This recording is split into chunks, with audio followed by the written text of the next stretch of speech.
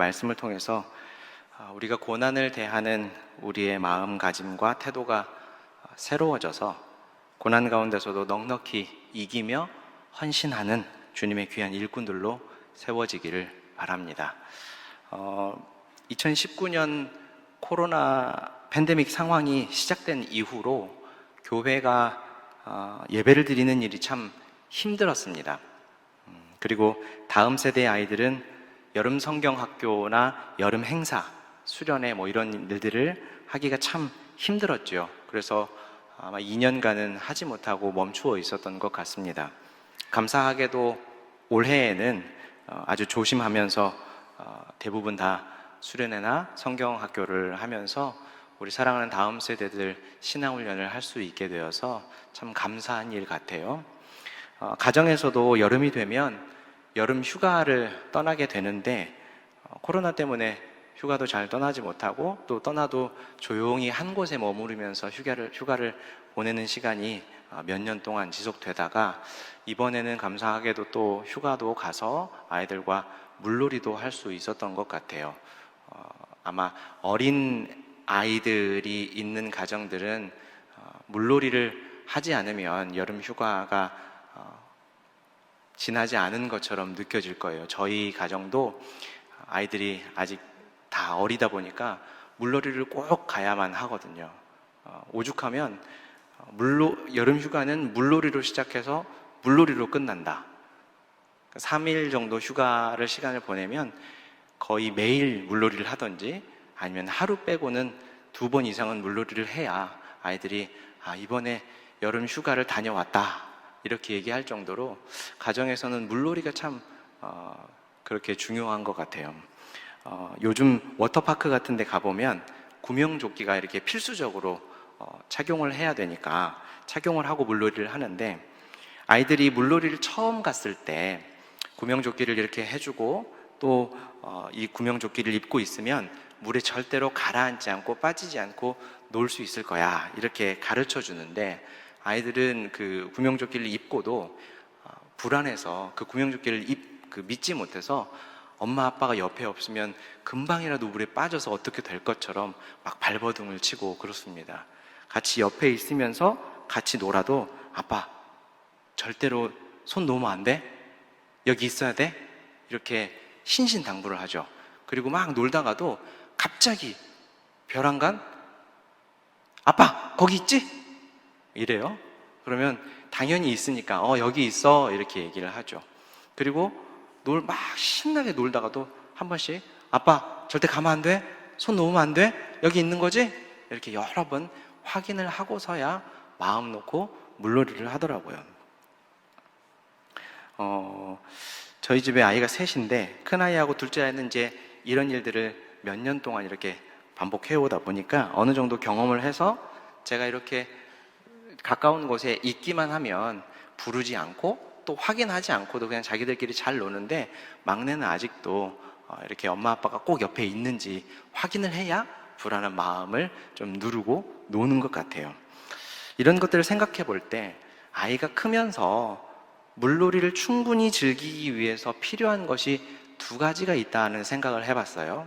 뭐냐면 그러니까 엄마나 아빠를 신뢰하는 것, 그리고 2번째는 물에 대한 두려움을 극복하고 신나게 노는 것. 고난을 대하는 우리의 마음도 이와 크게 다르지 않을 거라고 생각을 합니다.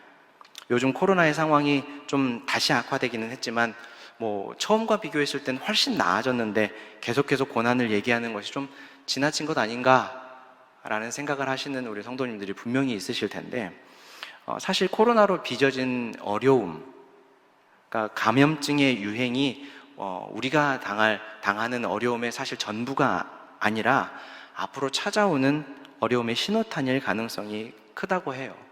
그런 어려움의 서막을 우리가 지금 열면서 오늘 본문을 배우고 나면 우리는 물을 두려워하는 아이가 아닌 믿음과 용기로 두려움을 극복하고 물놀이를 즐기는 아이처럼 염려와 두려움 속에서도 고난을 당하지만 염려와 두려움 속에서도 우리 하나님을 향한 헌신이 더욱 든든해질 수 있는 믿음의 일꾼, 신앙의 일꾼이 될 수 있을 거라고 믿어 의심치 않습니다.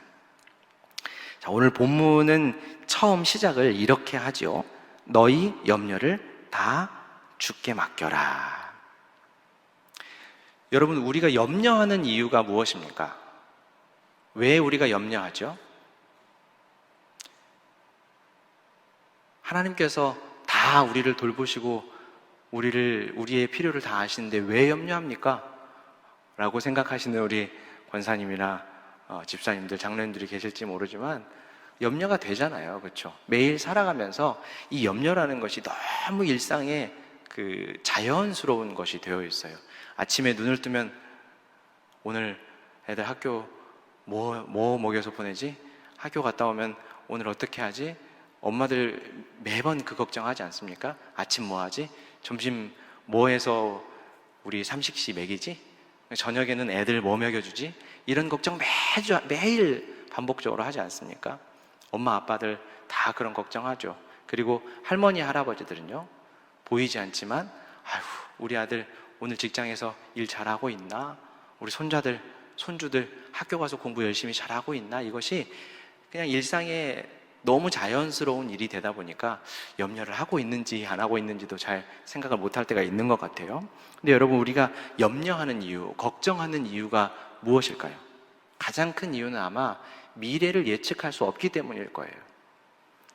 나름대로 현재 상황이나 조건들을 우리가 종합해서 앞으로 어떤 일들이 일어날지, 코로나의 상황도 그렇지만요, 내 선택에 따라서 어떤 개인의 어떤 미래에 어떤 결과가 찾아올지 알기 위해서 여러 가지 노력들을 기울이고 그런 일들을 하지만 결국 그런 노력에도 불구하고 우리 인간은 불과 한 치 앞도, 단 1분 1초 앞도 예측할 수 없고 예상할 수 없는 실존적인 한계를 우리 모두가 다 지니고 있기 때문에 염려가 불가피하다는 것이죠. 그래서 오늘 우리에게 믿음을 가르쳐주고 있는 이 베드로 사도는 단순히 염려하지 마라 라는 말만 던지고 있지 않은 것을 볼 수가 있어요. 그러면 어떤 말을 같이 하느냐? 하나님께서 너희를 돌보고 계시니 너희는 염려하지 말고 그 모든 염려를 주께 맡겨라, 이렇게 말씀하고 있죠.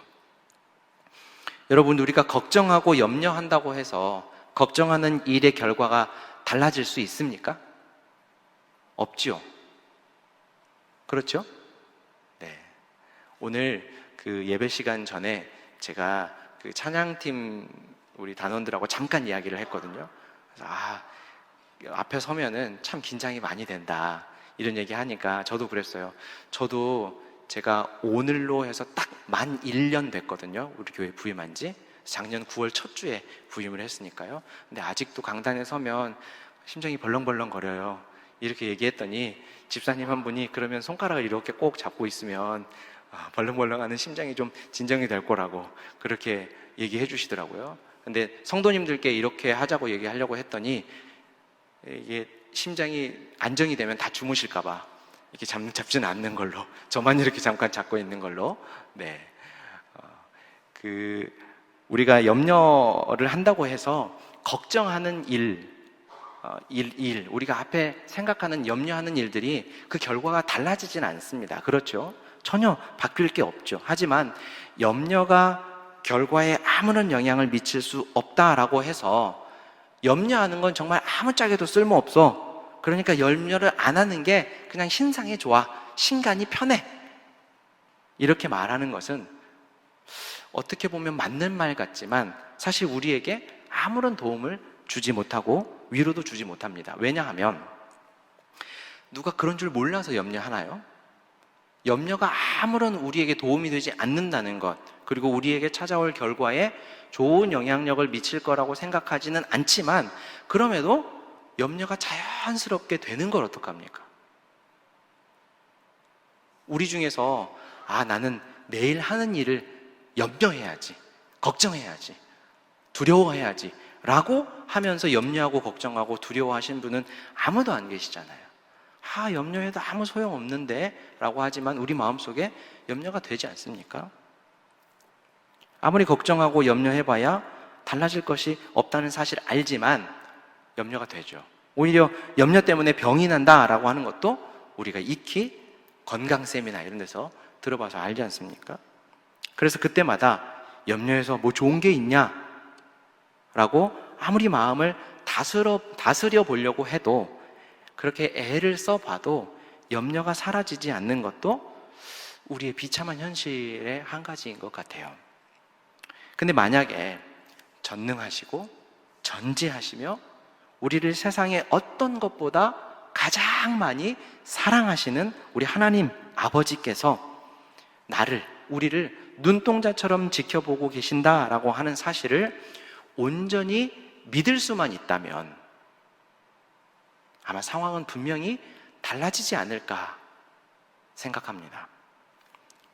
그러면 우리는 어떻게 하나님을 믿을 수 있을까? 어떻게 염려가 되는 중에도 하나님을 온전히 믿을 수 있을까? 어떻게 하나님이 우리를 돌보신다라고 하는 사실을 굳게 붙잡을 수 있을까? 베드로가 보낸 이 편지의 수신자들이요, 베드로전서, 베드로후서를 읽는 편지의 수신자들은 초기 교회 시대에 우리가 잘 알고 있는 로마 황제에게 받은 국가적인 박해에 노출이 되어 있던 사람들이죠. 뿐만 아니라 2장 12절 말씀 한번 보여주시겠어요? 너희가 이방인 중에서 행실을 선하게 가져 너희를 악행한다고 비방하는 자들로 하여금 너희 선한 일을 보고 오시는 날에 하나님께 영광을 돌리게 하려 함이라 라고 하는 이 말씀처럼 일상에서 만나는 이웃들에게 악인으로 몰리는 일들도 있었다고 해요. 또 3장 16절을 보면 선한 양심을 가지라, 이는 그리스도 안에 있는 너희의 선행을 욕하는 자들로 그 비방하는 일에 부끄러움을 당하게 하려 함이라 라고 하는 말씀처럼 성도들, 그리스도인들이 행동에 비난을 받는 경우도 있었다고 하고요. 또 4장 4절을 보면 이러므로 너희가 그들과 함께 그런 극한 방탕에 다름질하지 아니하는 것을 그들이 이상히 여겨 비방하나 라는 말씀에서 볼 수 있듯이 성도들이 세상 사람들과 똑같이 악행을 하지 않는다고 하여 억울하게 욕을 먹는 경우들도 많았다고 해요. 국가와 권력자의 미움을 받아서 박해를 받는 일, 참 두려운 일이죠. 우리보다 힘센 권력을 가지고 있는 사람들이 우리를 소위 얘기해서 죽이려고 한다면, 우리를 괴롭히려고 마음을 먹었다면 우린 참 두려움에 휩싸일 겁니다. 그런데 그보다는 이와 같이 가까운 이웃들로부터, 우리 옆집에 살고 있는 사람들, 친구들, 친지들로부터 비난을 받고 또 소외를 받는 일을 겪게 된다면 아마 권력자들로부터, 국가로부터 받는 박해보다 훨씬 더 피부에 와닿는 큰 어려움이 아닐까 싶습니다. 아마 분명히 여러분들도 한 번쯤은 경험해 보셨을 거예요. 옆집에 살던 그렇게 잘 지내던 사람이 뭔가 마음이 상해서 우리를 바라보는 눈빛조차 차갑고 날카롭게 우리에게 와서 꽂힌다면 아마 매일 봐야 하는 이웃, 매일 봐야 하는 동료를 그렇게 불편하게 만들었다면 참 힘든 일이 아닐 수가 없죠. 그런데 여러분, 코로나로 불거진 교회에 대한 우리 사회의 미움들이, 우리 사회의 인식들이 지금 베드로의 편지를 받아서 읽는 수신자들의 어려움과 굉장히 비슷해 보이지 않습니까? 그렇죠. 이유 없이, 물론 충분히 교회가 그런 어떤 잘못을 제공했지만 그것보다 더 크게 비난받고 비방받고 욕먹는 일들이 코로나로 인해서 우리는 참 많이 겪었잖아요. 오늘 본문 9절을 보시면 세상에 있는 너희 형제들도 동일한 고난을 당하는 줄을 알므로 믿음을 굳게 하라, 이렇게 베드로 사도가 우리에게 또 권면하고 있습니다. 성도의 고난은 시대를 불문하고 비슷하게 이어지는 것 같아요. 근데 간혹 이와 같이 내 고민과 걱정과 고통스러운 현실을 어떤 다른 이들에게, 친구에게 혹은 성도에게 혹은 가족이나 가까운 사람들에게 토로했는데 그 말을 듣던 상대가 아유, 말도 하지 마요. 내가 겪은 일은 그대가 겪은 일은 내가 겪은 일에 비하면 아무것도 아니야. 이렇게 얘기하는 분들이 있어요. 상대방의 말을 공감해주지 못하는 분들하고 만나서 이야기하면 다시는 그 아픔을 얘기하기 싫을 거예요. 9절의 말씀이 그런 말이 아닙니다. 세상에 있는 너희 형제들도 동일한 고난을 당하는 줄을 알므로 믿음을 굳게 하라. 이 말이 야, 너희들 당하는 거 우리도 다 당했고 다른 사람들 믿음의 선배들은 더 심한 일도 당했어. 너희들이 당하는 거 아무것도 아니야. 이렇게 그들의 어려움을 무시하거나 낮게 보는 게 아니라는 말이죠. 우리 주변에 우리 형제, 자매들, 또 믿음 안에서 한 몸을 이룬 지체들의 삶을 보면서 믿음의 근거를 찾으라라고 하는 말이에요. 성경을 보면 많은 믿음의 선진들을 찾을 수가 있죠. 아브라함이나 이삭이나 야곱이나 다윗이나 또 바울이나 여러 믿음의 선진들을 만날 수가 있습니다. 근데 하나님은 왜 그들을 통해 성경을 기록하게 하시고 그들을 등장시켜서 어떤 메시지를 우리에게 던지고 싶어 하시는 겁니까? 그들의 삶을 통해 무엇을 말씀하고 싶어 하시는 거예요? 한 명만 보아도 아주 확실하게 잘 알 수 있죠. 멀리 갈 필요도 없습니다. 이 편지를 쓴 베드로의 경우만 보아도 잘 알 수가 있어요. 베드로는 어떤 사람입니까? 우리 주님의 수제자로 인정받는 사람입니다. 하지만 그의 모습, 수제자라고 불렸던 그 베드로의 모습을 보았을 때, 자, 정말 과연 이 베드로라고 하는 사람이 예수님의 수제자라고 하는 자격이 있는가라는 의문을 갖지 않을 수가 없죠. 주는 그리스도시요 살아계신 하나님의 아들이십니다 라고 하는 믿음의 고백을 했던 사람이 바로 베드로입니다. 그런데 우리 주님께서 극심한 고통 중에 기도하실 때 잠깐도 깨어 함께 기도하지 못했던 사람이 누구예요? 베드로죠. 모든 사람이 주님 곁을 떠날 때라도 저만은 절대 주님 곁을 떠나는 일은 없을 겁니다. 아마 성경에서는 그런 말 안 했지만 제가 목숨 걸고 이 약속은 지키겠습니다. 아마 그랬을지 몰라요. 베드로의 성격에 충분히 그럴 수 있겠죠. 아마 그렇게 호언장담했던 사람이 베드로였는데 죽을지언정 주님을 부인하지 않겠다고 큰 소리 쳤던 사람이 베드로였는데 얼마 지나지 않아서 어떻게 했습니까? 주님을 저주하면서까지 완강하게 부인했던 사람이 베드로죠. 또 예수님께서 죽으신 후에 다시 살아나게 될 것이다 라고 하는 말씀을 베드로는 예수님에게 직접 들었죠. 그리고 여러 차례에 걸쳐서 들었지만 베드로가 어땠습니까? 그 예수님의 말을 끝까지 믿지 못했습니다. 예수님께서 십자가에서 죽으시자 예수님의 부활을 기대하고 믿고 기대하지 못하고 낙심해서 원래의 생활로 그냥 돌아와 버렸어요. 이런 모습만 보아도 베드로를 가리켜서 수제자다라고 우리가 인정해주기보다는 오히려 수제자보다는 부인의 아이콘이다. 이 사람처럼 예수님을 부인하는 거 보면 이 사람은 정말 부인의 아이콘이다 라고 말하는 게 훨씬 더 자연스럽게 느껴질 정도죠. 그런데 우리 주님은 그를 어떻게 하셨습니까? 버리지 않으셨죠. 처음 약속하신 것을 바꾸지 않으시고 그를 사람을 구원해내는, 죄인을 건져내는 주님의 일꾼으로 다시 세워주시죠.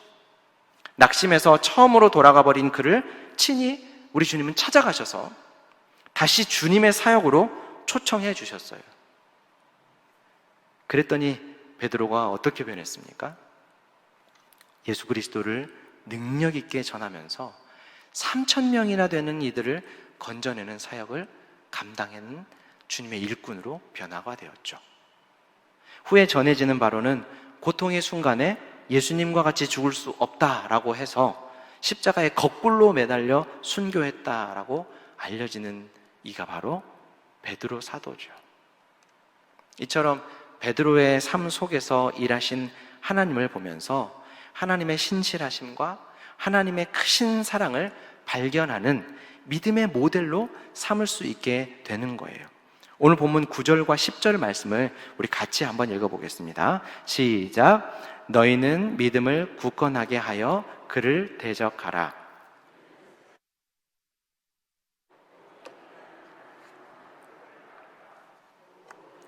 하나님 곧 그리스도 안에서 너희를 부르사 자기의 영원한 영광에 들어가게 하신 이가 잠깐 고난을 당한 너희를 친히 온전하게 하시며 굳건하게 하시며 털을 견고하게 하시리라. 아멘. 우리 형제들도 우리와 동일한 고난을 당했는데 그들을 부르시고 영원한 영광에 들어가게 하신 하나님께서 우리 형제들이 고난당할 때 온전하게 해주셨고 굳건하게 해주셨고 강건하게 해주셨고 털을 견고하게 해주셨다, 이렇게 얘기하죠. 그들처럼 우리도 동일한 고난을 당할 때 하나님은 그들에게 하신 것처럼 우리에게도 동일하게 우리를 대하실 것이니 믿음을 굳건하게 하고 우리를 두렵게 하고 염려하게 하는 상대에게 맞서라, 이렇게 베드로가 얘기하는 겁니다. 하나님을 믿는 신자들에게 대적은 초기 교회 시대의 로마 황제들과 같은 구체적이고 가시적인 대상일 수도 있어요. 하지만 대부분은 구체적이고 가시적인 대상이 아닌 경우가 많죠. 그래서 바울은 에베소에 보낸 편지에 우리의 씨름은 혈과 육을 상대하는 것이 아니라 통치자들과 권세들과 이 어둠의 세상 주관자들과 하늘에 있는 악한 영들을 상대하는 것이다, 이렇게 말하지 않았습니까? 그러나 그 대상의 특성이야 어찌됐든 보이는 대상이든 보이지 않는 대상이든 간에 어찌됐든 우리의 대적이 우리를 향해 사자같이 두루 다니면서 삼킬 자를 찾는다라고 하는 사실만은 분명하죠. 몇 년 전에 그 시내버스를 아이들이 좋아하는 만화 캐릭터로 이렇게 꾸며 넣은 적이 있었어요. 그랬더니 아이들이 버스를 아주 친근하게 생각해서 그 버스가 오면 버스에게 막 달려들고 하는 일들이 있었어요. 그러니까 버스를 친근하게 생각하는 건 좋은데 버스를 예쁘게 만화 캐릭터로 꾸며놨더니 아이들이 무서워하지 않고 버스에 달려드는 일들이 있어서 크고 작은 사건들이 있어서 지금은 없앴다고 하는데, 사자의 경우, 호랑이의 경우, 맹수의 경우 마찬가지로 우리가 사자를 동물원에서만 봤잖아요. 실제로 여기 계시는 우리 권사님들 중에 연세가 좀 많으신 분들도 그냥 산에서 호랑이를 보신 분은 없으시죠? 예. 저희 예전에 할머니가 저 어렸을 때 이렇게 말 안 들으면 너 호랑이가 와서 확 물어간다, 이렇게 겁을 주신 적이 있기는 한데 모르겠어요. 저희 할머니 시절에는 진짜로 호랑이를 봤는지 어쨌는지는 모르겠지만 여기 계신 우리 나이 드신 어르신들도 실제로 사자나 호랑이와 같은 맹수들은 동물원에서만 봤으니까 본문에 보면 우는 사자가 삼키려고 두루 다닌다라는 말을 했을 때 크게 그렇게 두려움을 느끼거나 그러지 않을 것 같아요. 그냥 동물에서는 봤으니까요. 근데 당시에 이 편지를 읽고 있는 당시의 사람들은 이 표현을 보면 정말 굉장히 섬뜩했을 거예요. 많은 경우에 우는 사자가 삼킬 자를 찾는다라고 하는 이 표현은 원형 경기장에서 사람을 삼키려고 일부러 굶긴 사자 있죠. 원형 경기장에서 싸움을 붙여서 그 사람을 죽이려고 일부러 며칠을 굶긴 그 사자와 그 사자가 단숨에 사람을 물어서 옴짝달싹하지 못하게 하는 광경을 본 경험들이 있거든요. 특별히 그리스도인들을 그렇게 많이 죽였지 않습니까? 그런데 우는 사자가 삼킬 자를 찾으러 두루 다닌다라는 말을 하면 그 광경을 직접 경험했던, 보았던, 목격했던 사람들은 얼마나 심장이 두근두근 하겠습니까? 그러니까 우리보다 베드로전서를 먼저 읽었던 이 1차 독자들은 굉장히 피부에 와닿는 표현이었을 거예요. 마귀가 그렇게 섬뜩한 눈으로 우리를 노려보면서 우리를 삼키려고 기회를 보고 있다라고 하는 것이죠. 하지만 우리는 잘 알고 있죠. 무엇을요? 그 호랑이, 그 사자, 그 맹수가 종이 호랑이인 것을 잘 알고 있습니다. 설령 호랑이가 우리를 물어서 숨통을 끊어 놓는다고 할지라도 우리는 우리의 몸과 영혼이 우리 주님과 다시 함께 살아나서 영원한 하나님의 나라를 살게 될 것이다 라고 하는 흔들리지 않는 확실한 약속을 우리 영혼에, 우리 마음속에 깊이 품고 있는 사람들이니까 마귀가 우는 사자처럼 우리를 살피고 있다 라고 하더라도 두려움 없이 그 대적을 맞서 싸울 수 있는 것이죠. 여러 믿음의 선진들의 삶을 보면 우리 하나님께서 정말 그렇게 하셨다라고 하는 사실을 알 수가 있습니다. 그러니 하나님의 신실하심과 위대하심, 사랑과 은혜가 풍성하신 것을 믿지 않고는 배길 수가 없는 것이죠. 자, 그럼에도 여전히 염려하는 우리에게 하나님은 내가 너를 돌보고 있으니 너의 염려를 다 나에게 맡겨라 이렇게 말씀하시면서 그래도 못 믿을 것을 잘 알기에 실제 사례들을 제시하시면서까지 믿음을 주시려고 하는 우리 하나님, 그 하나님을 성경을 통해 우리가 발견하게 된다면 정말 그 하나님을 믿지 않고는 배길 수 있는 방법이 없을 거라고 생각을 합니다. 자, 그리고 오늘 본문 마지막 11절을 보시면 고난을 당한 우리를 친히 온전하게 하시고 굳건하게 하시며 강건하게 하시고 털을 견고하게 하시는 하나님을 경험한 사람들이 어떤 반응을 보이는지 11절에서 보여주고 있어요. 11절 말씀 우리 같이 한번 읽어보겠습니다. 시작. 권능이 세세무궁하도록 그에게 있을지어다. 아멘. 세상은 큰 고난과 어려움이 찾아오면 어떤 말을 가장 먼저 내뱉습니까? 망했네. 망했어. 이제 끝났네. 이런 말들을 하죠. 더 이상 희망이 없다라는 것을 말합니다. 어찌 보면 딱히 틀린 말도 아니지만 영원의 소망이 있는 우리들은 어떻습니까? 전능하신 하나님의 통치 아래에 있는 우리들은 어떻습니까? 우리도 똑같이 망했네, 다 끝났네 이렇게 말씀하시나요? 순간적으로 그런 말들이 나오기는 하죠. 하지만 다시 우리 하나님께서 우리에게 주신 영원에 대한 소망을 생각하면 어떻습니까? 우리 성경을 한 구절만 더 읽어볼까요? 시편 37편 23절 24절 말씀을 같이 한번 읽어보겠습니다. 시작. 여호와께서 사람의 걸음을 정하시고 그의 길을 기뻐하시나니 그는 넘어지나 아주 엎드러지지 아니함은 여호와께서 그의 손으로 붙드심이로다. 여러분 어떻습니까? 하나님께서 인도하시는 이들은 설령 그 인생이 넘어지는 일이 있을지는 모르지만, 고난을 겪을지는 모르지만 그가 아주 엎드러지지 않는다고 해요. 절대로 망하는 법이 없다고 합니다. 왜요?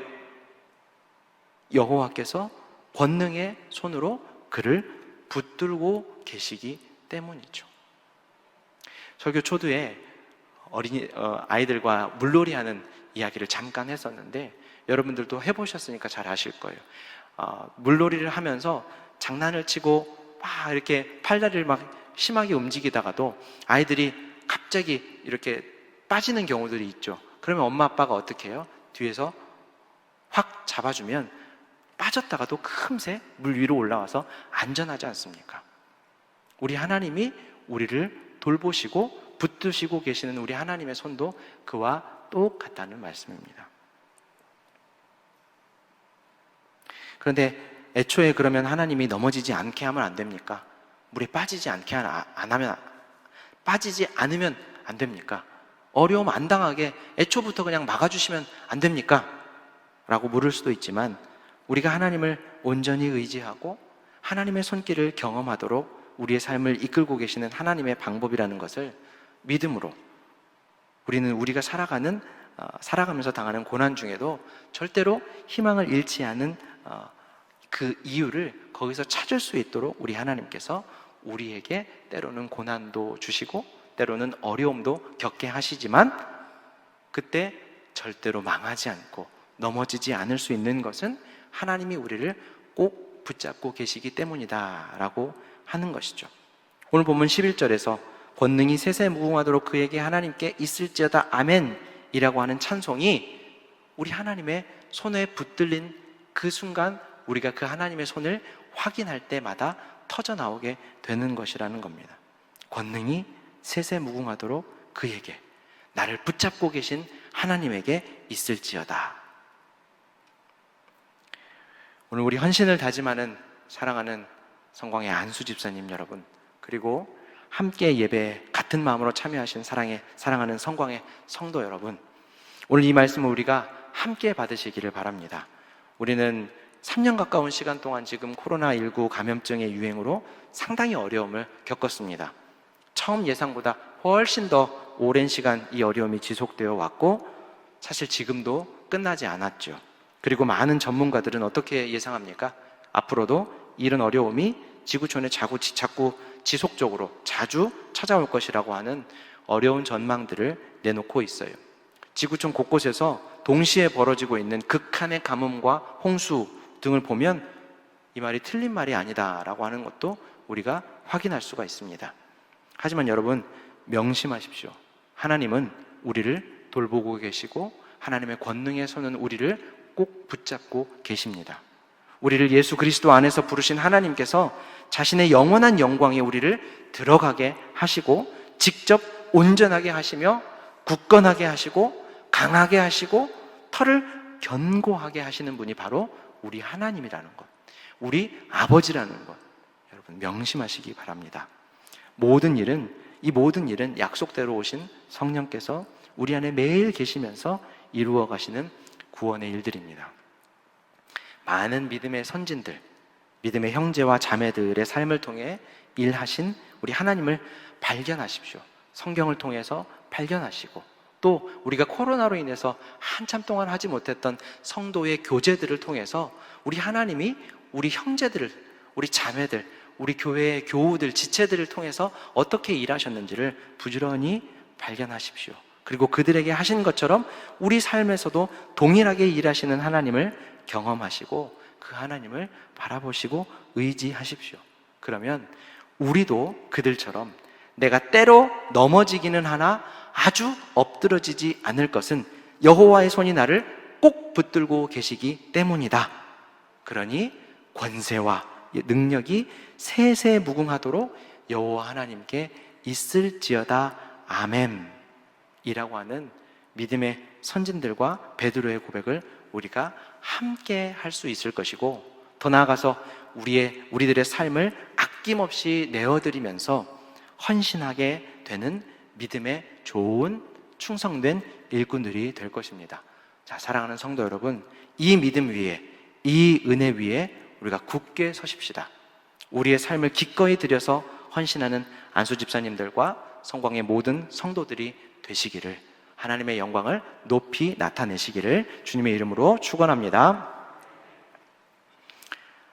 사랑과 은혜가 풍성하신 하나님 우리 아버지, 이 시간도 주님 앞에 은혜를 사모하는 마음으로 나와 어려운 중에도 헌신을 다짐하고 주를 위한 충성의 삶을 살게 하시니 감사합니다. 주님, 우리 인생에 여러 가지 어려움과 고난들이 줄을 잇습니다. 유례를 찾아볼 수 없는 코로나의 상황을 겪으면서 지구촌 많은 사람들과 우리 모두가 참으로 힘들었습니다. 이런 어려움을 겪을지라도 우리가 여전히 삶의 희망을 놓지 않을 수 있는 것은 우리 하나님께서 우리를 돌보고 계심을 믿고 있기 때문입니다. 주여, 우리의 믿음을 강건하게 하사 권능의 발로 안고 돌보시는 하나님을 더욱 온전히 믿고 의지하며 살게 하여 주옵소서. 특별히 힘든 중에도 충성과 헌신을 다짐하며 머리를 숙인 성광의 안수 집사님들을 기억하여 주시고 주의 크고 놀라운 구원의 사역에 귀하게 사용하여 주옵소서. 주를 위해 충성과 헌신을 다하기 위해 필요한 모든 것들을 아낌없이 부어주시되 주의 은혜와 능력을 부어주시고 성령의 충만한 일꾼들이 되게 하여 주옵소서. 예수님의 이름으로 기도합니다.